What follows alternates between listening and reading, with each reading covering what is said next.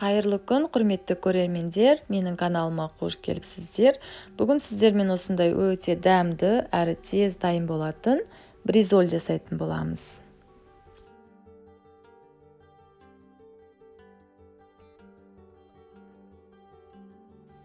Бүгін мен бризольді пюремен жасайтын боламын. Ең алдымен осылай картоптарымды тазалап, барлығын жуып, турап, газге қойып қоямын. Бризоль дайын болғанға дейін пюреміз де дайын болып қалу үшін.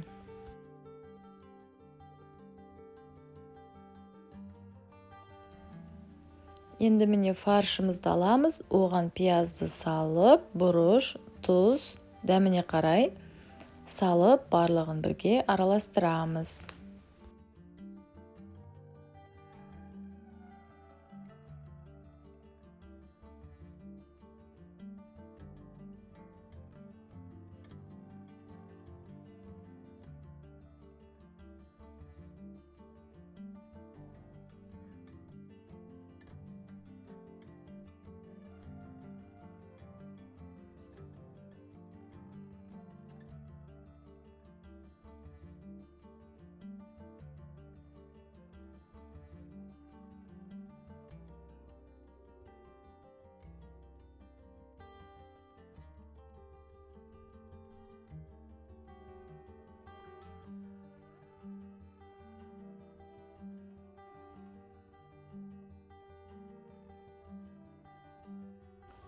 Дайын болған фаршымызды өзімізге ыңғайлы етіп алып, міне 2 қасықтай алсаңыздар жетеді.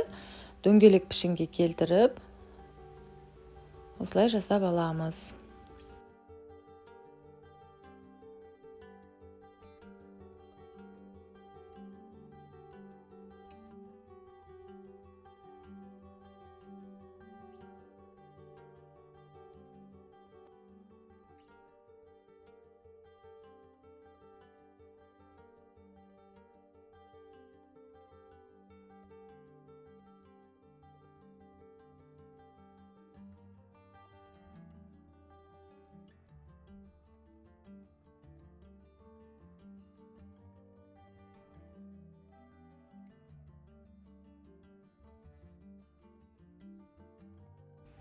Бризоліміз дайын болғанға дейін біз арасындағы соусын жасап аламыз. Ол үшін бізге бір қызанақ, бір қияр қажет болады. Мен осылай алып, 4 бұрыштетіп, турап, майонезбен араластырып қойдым.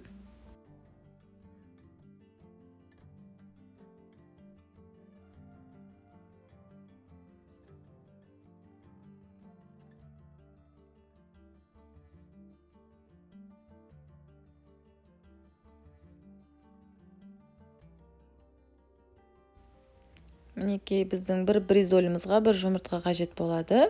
Бір дөңгелегімізді салып, бір масса болғанға дейін жақсылап араластырып аламыз.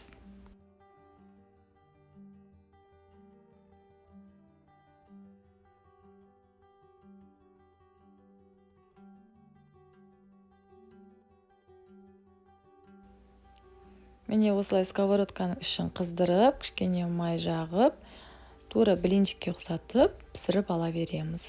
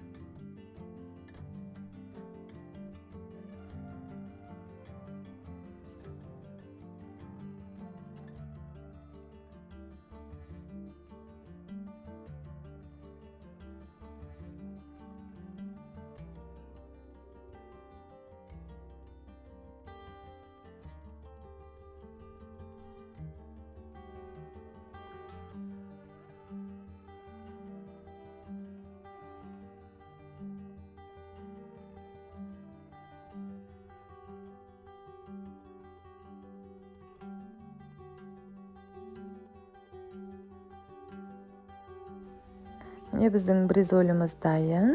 Барлықтарыңызға ас болсын. Менің каналыма жазылуды ұмытпаңыздар.